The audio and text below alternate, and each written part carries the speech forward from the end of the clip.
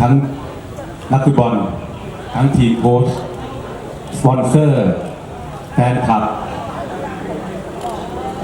แม้กระทั่งเทศบาลหนองปลือนะฮะที่ให้การสนับสนุนเพราะนั้นปีนี้ผมเพิ่มมาอีกหนึ่งทีมคือทีม T4 และเราจะดำเนินกันไปด้วยนโยบาย One Team One Pride ก็คือทุกคนเป็นหนึ่งเดียวกันนะครับเป็นทีมเดียวกันหมดทั้งนักบอลทั้งทีมเล็กทีมใหญ่แฟนคลับสปอนเซอร์ทั้งโค้ชหนึ่งความชูใจสู้ไปด้วยกันครับ One Team One Pride